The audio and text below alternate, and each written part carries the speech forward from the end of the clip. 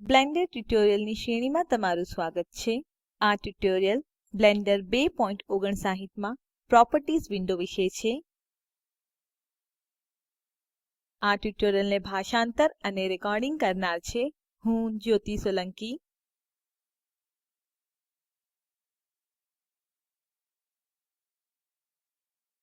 આ ટ્યુટોરિયલ જોયા પછી આપણે શીખીશું પ્રોપર્ટીઝ વિન્ડો શું છે, પ્રોપર્ટીઝ વિન્ડોમાં મટીરિયલ પેનલ શું છે, પ્રોપર્ટીઝ વિન્ડોના મટીરિયલ પેનલની વિવિધ સેટિંગ્સ શું છે. હું માનું છું કે તમને બ્લેન્ડર ઇન્ટરફેસના મૂળભૂત તત્વો વિશે ખબર છે. જો નહીં તો અમારા tutorial basic description OF the blender interface નો સંદર્ભ લો. પ્રોપર્ટીઝ વિન્ડો આપણા સ્ક્રીનની જમણી બાજુ પર સ્થિત છે. પ્રોપર્ટીઝ વિન્ડોની પ્રથમ પેનલ અને તેની સેટિંગ્સ આપણે આપણા અગાઉના ટ્યુટોરિયલમાં જોઈ હતી. ચાલો પ્રોપર્ટીઝ વિન્ડોમાં આગળની પેનલ જોઈએ. પ્રથમ આપણે વધુ સારી રીતે જોવા અને સમજવા માટે આપણે પ્રોપર્ટીઝ વિન્ડોનું માપ બદલવું પડશે.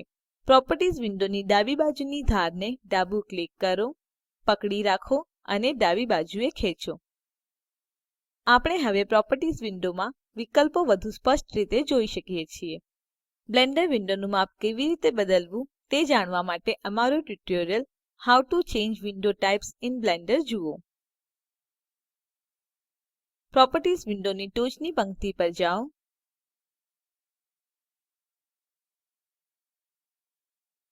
પ્રોપર્ટીઝ વિન્ડોની ટોચની પંક્તિ પર સ્ફિયર આઇકોન પર ડાબું ક્લિક કરો. આ મટીરિયલ પેનલ છે. અહીં આપણે સક્રિય ઓબ્જેક્ટ માટે મટીરિયલ ઉમેરી શકીએ છીએ. મૂળભૂત રીતે સ્ટાન્ડર્ડ મટીરિયલ ક્યુબમાં ઉમેરાયું છે. આ મટીરિયલ વાદળી રંગમાં પ્રકાશિત મટીરિયલ સ્લોટનો એક ભાગ છે. નવા મટીરિયલ સ્લોટને ઉમેરવા માટે મટીરિયલ પેનલની જમણી ટોચના ખૂણા પર પ્લસ સાઇન પર ડાબું ક્લિક કરો. નવા મટીરિયલ ઉમેરવા માટે ન્યૂ પર ડાબું ક્લિક કરો. મૂળભૂત રીતે બધા નવા મટીરિયલ બેઝિક સેટિંગ સાથે ઉમેરવામાં આવેલ છે. નવા મટીરિયલ સ્લોટને રદ કરવા માટે માઇનસ સાઇન પર ડાબું ક્લિક કરો. આપણે આપણા મૂળ મટીરિયલ પર પાછા આવી ગયા. ચાલો આને નવું નામ વ્હાઇટ આપીએ. ઇડ નેમ બાર અંદર મટીરિયલ સ્લોટ બોક્સ અને પ્રિવ્યુ વચ્ચે મટીરિયલ પર ડાબું ક્લિક કરો. તમારા કીબોર્ડ પર વ્હાઇટ ટાઇપ કરો અને એન્ટર દબાવો. મટીરિયલ અને મટીરિયલ સ્લોટ નામ બંને સફેદ રંગમાં બદલાઈ ગયેલ છે. આપણે નવા મટીરિયલ સ્લોટ ઉમેર્યા વગર નવા મટીરિયલ ઉમેરી શકીએ છીએ. ઇડ નેમ બારની જમણી બાજુએ પ્લસ સાઇન પર ડાબું ક્લિક કરો. મટીરિયલ સ્લોટમાં એક નવું મટીરિયલ ઉમેરાય છે. તેનું નવું નામ રેડ આપો. આપણે મટીરિયલનો રંગ સફેદથી લાલમાં બદલવા જઈ રહ્યા છે. પ્રથમ આપણે મટીરિયલ ઇડ નેમ બાર નીચે બટનની પંક્તિ જોઈએ. સરફેસ સક્રિય ઓબ્જેક્ટના મટીરિયલને તેની સપાટી તરીકે રેન્ડર કરે છે. આ બ્લેન્ડરમાં મૂળભૂત રેન્ડર મટીરિયલ છે. વાયર મટીરિયલ ને વાયર્ડ મેશ તરીકે રેન્ડર કરે છે. ઓબ્જેક્ટના બહુકોણની ફક્ત ધાર બતાવે છે. આ એક ઉપયોગી ટૂલ છે જે મોડેલિંગ અને રેન્ડરિંગ કરતી વખતે સમય બચાવે છે. આપણે બ્લેન્ડરમાં મોડેલિંગ વિશેના વધુ આધુનિક ટ્યુટોરિયલમાં વાયર્ડ મેશ, ધાર અને બહુકોણ વિશે વધુ વિગતવાર શીખીશું. વોલ્યુમ મટીરિયલના સક્રિય ઓબ્જેક્ટને સમગ્ર વોલ્યુમ તરીકે રેન્ડર કરે છે. મટીરિયલના સેટિંગ સરફેસ અને વાયરના સેટિંગ્સથી અલગ છે. આપણે આ સેટિંગ્સને પાછળથી જોશું જ્યારે આપણે વોલ્યુમ મટીરિયલ પાછળના ટ્યુટોરિયલ્સમાં ઉપયોગ કરીશું.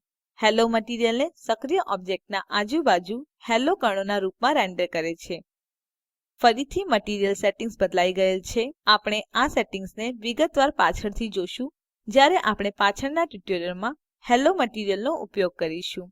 નોંધ લો આમાંથી કોઈ પણ વિકલ્પો 3ડી વ્યુમાં દેખાતા નથી કારણ કે આ માત્ર રેન્ડર ડિસ્પ્લેમાં જોઈ શકાય છે. રેન્ડર ડિસ્પ્લે શીખવા માટે types of window properties part 1 ને જુઓ.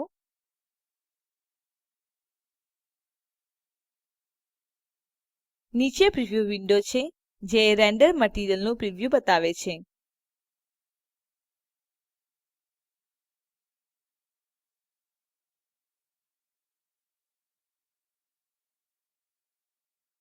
જમણી બાજુએ વિવિધ પ્રિવ્યુ વિકલ્પો માટે બટનની કોલમ છે. Plane, sphere, cube, monkey, hair અને સ્કાય. હવે ચાલો મટીરીયલનો રંગ સફેદથી લાલમાં બદલીએ. ડિફ્યુઝ પર જાઓ. ડિફ્યુઝ હેઠળ આવેલ સફેદ બાર પર ક્લિક કરો. કલર મેનુ દ્રશ્યમાન થાય છે. આપણે આ મેનુમાંથી કોઈ પણ રંગ પસંદ કરી શકીએ છીએ. હું લાલ રંગ પસંદ કરું છું. રંગના વર્તુળના મધ્યમાં સફેદ ડોટ પર ડાબું ક્લિક કરો અને પકડી રાખો. વર્તુળના લાલ વિસ્તાર તરફ તમારા માઉસને ખેંચો. મટીરીયલ પેનલમાં 3ડી વ્યૂ અને પ્રિવ્યુ વિન્ડોમાં ક્યુબનો રંગ સફેદથી લાલમાં બદલાયેલ છે. અન્ય પદ્ધતિ છે ફરીથી ડિફ્યુઝ હેઠળ લાલ બાર પર ડાબું ક્લિક કરો. તમે રંગ વર્તુળ નીચે આર, જી અને બી નામના 3 બાર જોઈ શકો છો. આર પર ડાબું ક્લિક કરો. તમારા કીબોર્ડ પર 1 ટાઈપ કરો અને એન્ટર દબાવો. જી પર ડાબું ક્લિક કરો. તમારા કીબોર્ડ પર 0 ટાઈપ કરો અને એન્ટર દબાવો.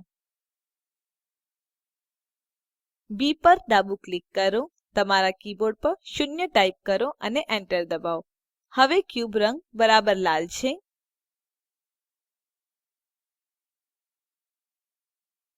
એ જ રીતે સ્પેક્યુલર નીચે સફેદ બાર પર ડાબું ક્લિક કરો. કલર મેનુમાંથી કોઈ પણ રંગ પસંદ કરો. હું લીલો પસંદ કરું છું. તો જુઓ ક્યુબ ઉપરની ચમક સફેદથી ઝાંખા લીલા રંગમાં બદલાયેલ છે. હવે શું જો હું ફરીથી સફેદ મટીરીયલ વાપરવા ઈચ્છતી હોય, હું તે પાછું કેવી રીતે મેળવી શકું? મટીરીયલ આઈડી નેમ બાર પર જાઓ. અહીં નેમ બારની ડાબી બાજુએ અન્ય સ્પેર આઇકોન છે. સ્પેર આઇકોન પર ડાબું ક્લિક કરો. આ મટીરીયલ મેનુ છે. સીનમાં ઉપયોગમાં લેવાયેલ બધા મટીરીયલ અહીં યાદી થયેલ છે. હમણાં અહીં ફક્ત 2 જ મટીરીયલ અહીં દ્રશ્યમાન છે, રેડ અને વ્હાઇટ. વ્હાઇટ પર ડાબું ક્લિક કરો. ક્યુબ ફરીથી લાલથી સફેદમાં બદલાઈ ગયેલ છે. ડિફ્યુઝ અને સ્પેક્યુલર બંને નીચે ઇન્ટેન્સિટી બાર છે. મૂળભૂત રીતે ડિફ્યુઝ માટે ઇન્ટેન્સિટી 0.8 છે અને સ્પેક્યુલર માટે 0.5 છે. આ ફિનિશ મટીરીયલના પ્રકાર અનુસાર બદલી શકાય છે. મેટ ફિનિશનો અર્થ છે ડિફ્યુઝ અને સ્પેક્યુલર બંને માટે ઓછી ઇન્ટેન્સિટી. ઉદાહરણ તરીકે કુદરતી લાકડાના મટીરીયલમાં મેટ ફિનિશ હોય છે. ગ્લોસી ફિનિશનો અર્થ છે ડિફ્યુઝ અને સ્પેક્યુલર માટે વધુ ઇન્ટેન્સિટી. ઉદાહરણ તરીકે કાર પેઇન્ટ મટીરીયલમાં ગ્લોસી ફિનિશ હોય છે. બ્લેન્ડરમાં ડિફ્યુઝ માટે લેમ્બર્ટ મૂળભૂત શેડર છે. લેમ્બર્ટ પર ડાબું ક્લિક કરો. આ ડિફ્યુઝ શેડર મેનુ છે. અહીં આપણે આપણા જરૂરી શેડર જેવા કે ફ્રેસ્નેલ, મિન્યટ, ટૂન, ઓરેનિયર અને લેમ્બર્ટ પસંદ કરી શકીએ છીએ. ઇન્ટેન્સિટી જેમ વિવિધ મટીરીયલ માટે શેડર પણ અલગ હોય છે. ઉદાહરણ તરીકે ગ્લાસ મટીરીયલ ફ્રેસ્નેલ શેડરનો ઉપયોગ કરશે. એ જ રીતે બ્લેન્ડરમાં કુક્ટર સ્પેક્યુલર માટે મૂળભૂત શેડર છે. કુક્ટર પર ડાબું ક્લિક કરો. આ સ્પેક્યુલર શેડર મેનુ છે. બ્લિન્ડ અને ફોંગ સૌથી સામાન્ય સ્પેક્યુલર શેડર છે જે 90% મટીરીયલ માટે વપરાય છે. હાર્ડનેસ ઓબ્જેક્ટની સ્પેક્યુલરિટી અથવા ચમક ફેલાવવાનું નક્કી કરે છે. હાર્ડનેસ 50 પર ડાબું ક્લિક કરો. તમારા કીબોર્ડ પર 100 ટાઈપ કરો અને એન્ટર દબાવો. પ્રિવ્યુ સ્પેર પર સ્પેક્યુલર 2 ક્ષેત્રના નાના વર્તુળમાં ઘટે છે. ફરીથી હાર્ડનેસ 100 પર ડાબું ક્લિક કરો. તમારા કીબોર્ડ પર 10 ટાઈપ કરો અને એન્ટર દબાવો. હવે સ્પેક્યુલર બે ક્ષેત્ર મોટું બને છે અને પ્રિવ્યુ સ્પેર પર ફેલાઈ જાય છે. તો આ મટીરીઅલ પેનલની મૂળભૂત સેટિંગ છે. બાકીની સેટિંગ પછીના ટ્યુટોરિયલમાં જોઈશું. હવે આગળ વધો અને નવી ફાઈલ બનાવો. ક્યુબમાં નવું મટીરીઅલ ઉમેરો અને તેનો રંગ અને નામ બ્લૂ થી બદલો. આ ટ્યુટોરીયલ પ્રોજેક્ટ ઓસ્કાર દ્વારા બનાવવામાં આવ્યો છે અને આઇસીટી એમએચઆરડી ભારત સરકાર દ્વારા શિક્ષણ પર નેશનલ મિશન દ્વારા આધારભૂત છે. આ વિશે વધુ માહિતી આ લિંક ઉપર ઉપલબ્ધ છે. oscar.iitb.ac.in અને spoken-tutorial.org/nmeict-intro.